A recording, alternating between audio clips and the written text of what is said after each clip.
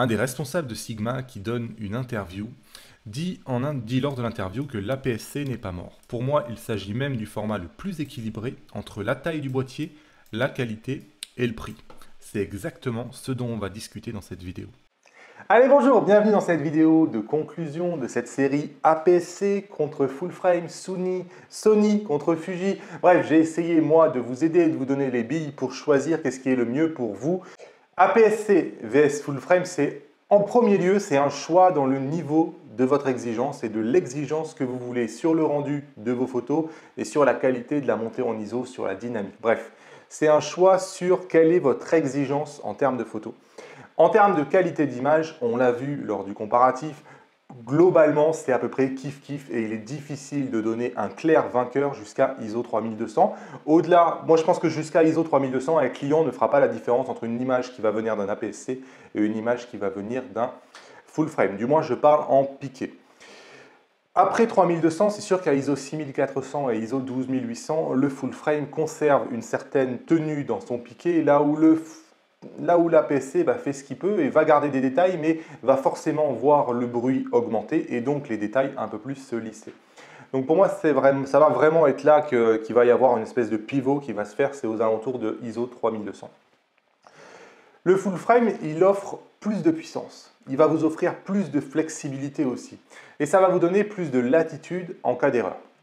Mais bon, je pense quand même qu'il y a beaucoup de photographes qui ne connaissent pas grand-chose, qui choisissent d'emblée l'appareil photo le plus cher, l'appareil photo plein format, parce que c'est, hop, ça va être le meilleur appareil photo pour faire les photos. Et avant tout, je pense que c'est quand même le talent de celui qui l'utilise qui va faire la différence.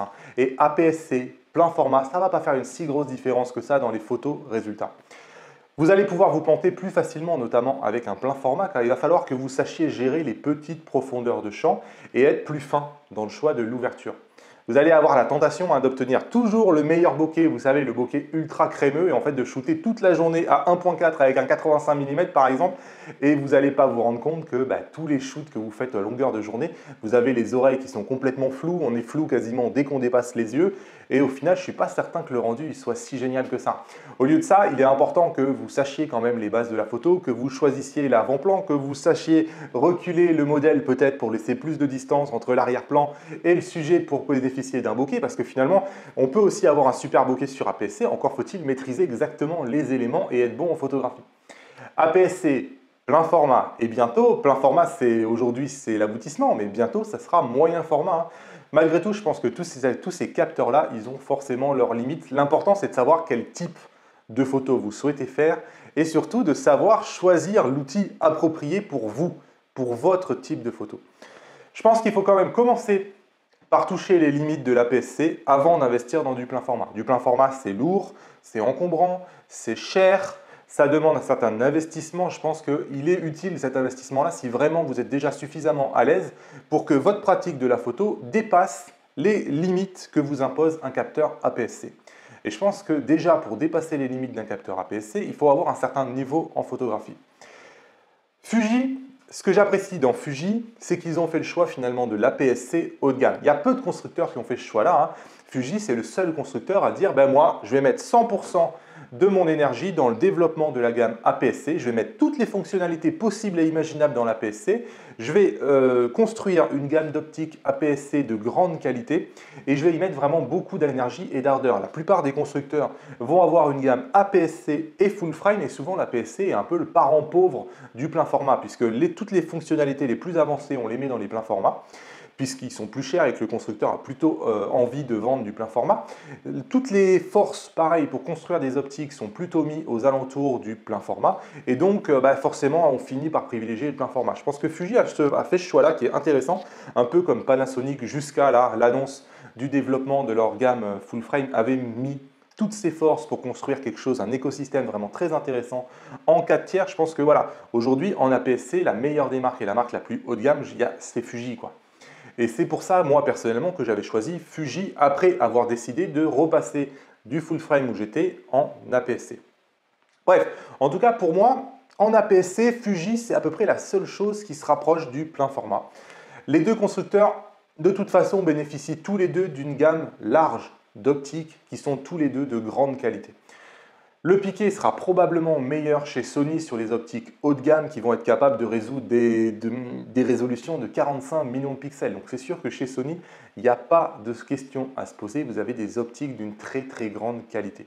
Par contre, il y a forcément une différence de prix entre les deux constructeurs. Moi, je trouve du moins que la différence de prix est considérable. Sony va proposer assez peu finalement d'objectifs de qualité qui vont être entre 300 et 500 euros. Alors, je n'ai pas dit que ça n'existait pas chez Sony. Je connais par exemple le 28 mm f2, mais globalement, ça ne court pas les rues. Un objectif avec un super piqué, bon bref, ça ne court pas les rues tant que ça chez Sony. Fuji, à l'inverse, on voit bien qu'ils veulent viser un public vraiment, une grande audience, grand public. Et on a des optiques, donc déjà on a des optiques pancake, mais vraiment pancake de chez pancake, des choses qui sont extrêmement compactes comme ça. Donc extrêmement compact chez Fuji, mais on a aussi par exemple le 35 mm, donc équivalent 50 1.4, et on a surtout une gamme d'objectifs f2, donc qui sont tous à 450-500 euros, qui disposent tous d'un piqué de premier plan, d'un AF impeccable. Bref, on voit que je pense que le destin de ces deux gammes d'objectifs n'est pas le même. L'objectif le plus cher chez Fuji, c'est le XF100-400, équivalent 150-600, et il est proposé à 1900 euros. Chez Sony, on va vous proposer une gamme d'optiques d'exception appelée GM qui est parfois coûteuse. On a un 24-70 GM qui est aux alentours de 2300 euros. Vous avez une version 70-200 2.8 qui est aux alentours de 3000 euros. Vous avez un 16-35 2.8 à 2500 euros. Vous avez le 12-24 si vous voulez un ultra grand angle, la f4 qui est à 1800 euros. Et si vous voulez un équivalent du 150-600 dont je vous parlais juste avant, qui est l'optique la plus chère à 1800 euros chez Fuji, il va vous en coûter 3300 euros chez Sony, puisqu'il vous faudra prendre le 100-400 avec son téléconvertisseur. Alors certes, vous avez évidemment, là j'ai parlé de zoom, des focales fixes chez Sony, comme l'excellent 55 mm 1.8 de chez Zeiss, qu'on peut trouver aux alentours de 800 euros. Enfin, globalement, sauf situation particulière avec des choix très ciblés d'optique, il vous en coûtera plus cher, probablement de 1,5 à 2 fois plus cher pour vous payer des bons objectifs chez Sony que chez Fuji. Il n'y a rien d'anormal ici, je ne fais que montrer quelque chose qui est connu et qui est parfaitement assumé par les deux constructeurs. Enfin, tout ça pour dire que c'est la logique et il n'y a pas de miracle, les optiques plein format sont plus chères que les optiques APS-C, même si certains aimeraient vous prouver le contraire. Mais le plein format, c'est pas que ça, c'est pas que plus cher, c'est un meilleur bokeh et c'est surtout un accès à une gamme qui n'existe pas sur APS-C puisqu'elle est impossible à réaliser. Par exemple, on a l'objectif à la mode en ce moment, c'est le 135 mm 1.8. Un 135 mm en APS-C, clairement, vous ne trouverez jamais ça. Il vous faudrait quelque chose comme un 90 mm f1. Chez Fuji, vous ne trouverez jamais ça. Et si un jour le constructeur venait à le produire, c'est une optique qui coûterait 5 ou 6 000 euros probablement. Donc, c'est sûr que le fait de prendre un capteur plein format va vous donner accès aussi à un parc d'optiques clairement qui n'existe pas ailleurs. Ça aussi, il faut en être conscient. Et donc, une des grandes différences entre ces deux gammes d'objectifs-là, ça va être le rendu du bokeh. Vous avez un bokeh, donc un flou d'arrière-plan qui va être un stop plus crémeux sur le full frame que sur l'APS-C. Donc vous avez un pouvoir de séparation dans vos photos qui est plus important sur le plein format, mais encore faut-il savoir vraiment l'utiliser.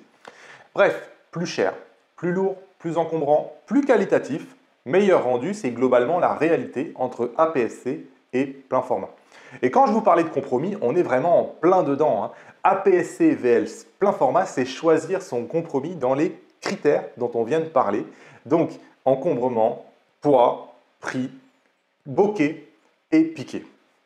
Et si vous privilégiez la qualité en toute situation, même en basse luminosité, c'est plutôt sur du plein format qu'il va vous falloir vous diriger. Parce qu'aujourd'hui, au plein format, c'est vraiment ça son avantage.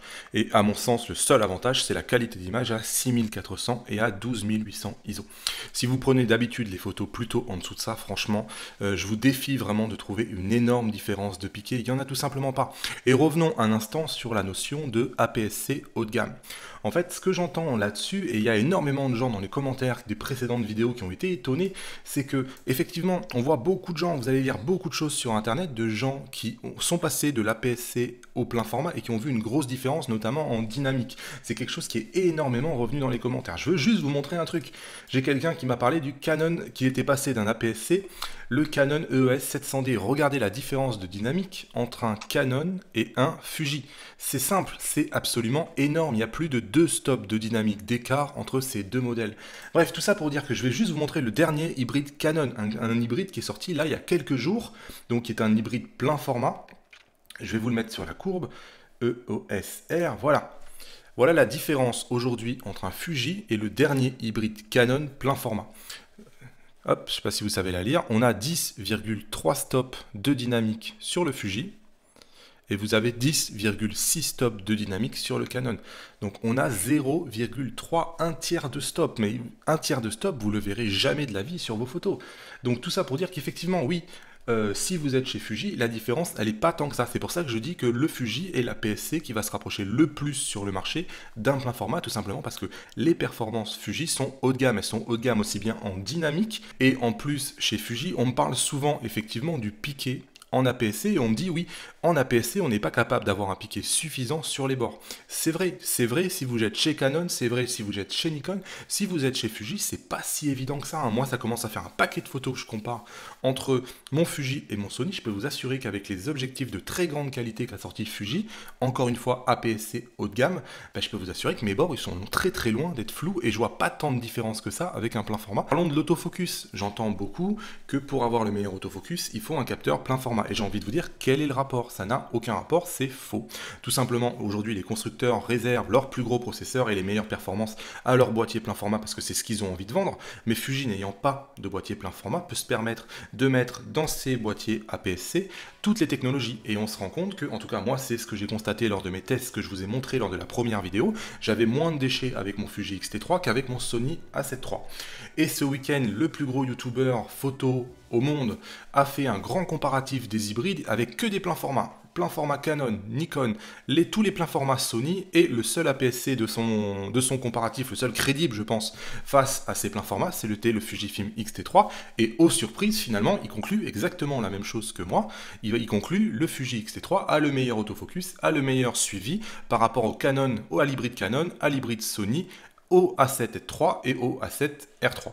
Donc le seul qui a un meilleur autofocus en hybride, c'est le Sony A9 qui est aujourd'hui proposé dans les 4500 €. Tout ça pour dire que l'APS-C est parfaitement crédible, même en autofocus. Donc si vous cherchez le meilleur piqué, si vous cherchez à avoir un piqué relativement bon sur les bords, si vous cherchez une mise au point, vous n'avez absolument pas besoin, enfin en tout cas c'est mon avis, à aller sur du plein format. Le plein format, il va se justifier lorsque vous voulez une meilleure montée en ISO et que vous voulez des photos impeccables à 3200, 6400 et 12800 €. Et il va se justifier si vous voulez à tout prix le meilleur bokeh qui existe, parce que le plein format va vous permettre d'avoir un bokeh plus crémeux. J'ai pour ma part choisi il y a quelques années Fuji. Et en fait, j'étais en plein format et je suis retourné sur de l'APS-C parce que j'en pouvais plus des objectifs énormes et lourds. Et j'étais arrivé à une situation où finalement, je prenais plus mon appareil parce que j'en pouvais plus finalement. Et je le dis souvent, mais la pire des photos, c'est la photo que vous n'avez pas prise. Donc il faut se sentir bien avec son matériel et il ne faut surtout pas que votre matériel devienne quelque chose qui vous donne plus envie de l'utiliser. Parce que à ce moment-là, je pense que c'est contre-productif. Clairement, c'est pour ça que je conseille par exemple à pas mal de débutants de se débarrasser du pare-soleil. Si le pare-soleil pour vous est une gêne, mais là je suis en train de partir complètement en vrille. Bref, tout ça pour vous dire que mettez-vous dans des bonnes conditions et si le fait que ça soit trop lourd, ça vous réduit le nombre de photos que vous allez prendre avec, laissez tomber, prenez un APS-C ou encore pire, prenez un micro 4 tiers. Vous ferez des meilleures photos puisque vous ferez des photos et vous prendrez plaisir à le faire. Bref, donc j'ai sacrifié un stop de bokeh, j'ai sacrifié une montée en ISO d'1,5 stop moins bonne pour gagner en coût et pour gagner en poids surtout et en plaisir. Parce que surtout, je pense que, et là on va y revenir un tout petit peu plus, j'ai voulu gagner en plaisir parce que vraiment, ça m'amusait plus finalement, bon à l'époque j'étais chez Nikon, de partir avec mon D750 un peu partout et quand j'ai eu le D850 c'était encore pire, ça m'amusait plus finalement d'avoir des objectifs et des appareils photo qui étaient si gros que ça. Bref, si une grosse proportion de mes photos était réalisée, je pense, en environnement sombre, je pense que j'utiliserais le plein format. Mais là encore, ce qui va faire la différence avant tout, et je le répète, je l'ai dit au début de cette vidéo, c'est vos compétences techniques et artistiques. Bien plus que la douceur du bokeh ou un gain de 2 EV en dynamique ça va rien changer. Franchement, travaillez votre technique, travaillez votre artistique. C'est-à-dire qu'en fait, si je suis confronté à une scène à haute dynamique, je vais utiliser un bracketing d'exposition et je vais gérer mes scènes que j'ai un capteur APS-C ou plein format, vous ne verrez pas la différence.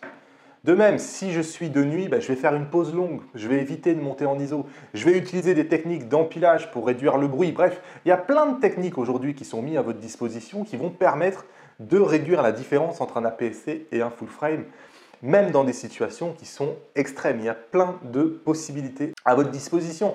De même que sur mon optique APS-C, j'ai le budget pour me payer des optiques de grande qualité. Je vais utiliser des optiques lumineuses. Donc tout ça, ça va me permettre d'avoir un meilleur piqué et de, quelque part, venir chatouiller les performances d'un full frame en maximisant ce que je peux proposer sur un capteur APS-C.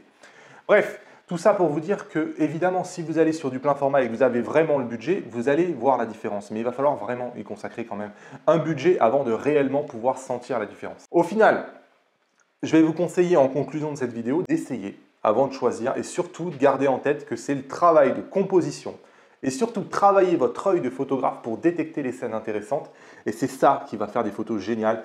Et franchement, vous allez trouver des photographes qui font des photos au smartphone ou au micro 4 tiers qui font un boulot absolument exceptionnel et qui font des meilleures photos que la plupart des gens qui ont aujourd'hui un capteur plein format. Bref, voilà ce que j'avais à vous dire en conclusion de cette série de vidéos. Et ici, on était plutôt sur fond APS-C, VS Full Frame, Fuji, VS Sony. La balle est dans votre camp, à vous de choisir votre compromis. Choisissez celui avec lequel vous prendrez le plus de plaisir, celui que vous emporterez partout. Choisissez pas un matériel trop gros si derrière vous n'êtes pas capable et où ça va vous freiner dans votre capacité à l'amener en vacances, à l'amener avec vous partout. Il vaut mieux parfois même choisir un compact et avoir votre compact tout le temps sur vous plutôt que de faire le choix d'un truc qui va être beaucoup plus gros que ce que vous en avez besoin. Voilà ce que j'avais à vous dire. Donc c'était une longue série. On a commencé par regarder la différence de qualité d'image dans la première partie si vous l'avez loupé. On a fait une deuxième partie où je vous ai donné un peu plus les différences globalement entre l'A7 III et le X-T3. Dans cette troisième partie, on a parlé APS-C VS plein format. Je pense que le dossier est complet. On va refermer maintenant cette série de vidéos. J'espère que ça vous a intéressé. J'ai passé du temps finalement à mettre au point cette série-là parce que ça a intéressé beaucoup de monde, y compris des élèves de ma formation. Donc je me suis dit, je vais le faire correctement. Je vais essayer de leur donner des billes et j'espère que ça va pouvoir vous aider. Moi, je ne vous dis pas d'éviter l'un ou l'autre. Je vous ai donné les billes pour que vous puissiez choisir vous-même. C'est à vous de savoir quel compromis vous voulez faire. Je ne dis pas du tout que le Fuji est beaucoup mieux ou que le Sony est beaucoup mieux. C'est à vous de savoir qu'est-ce que vous voulez.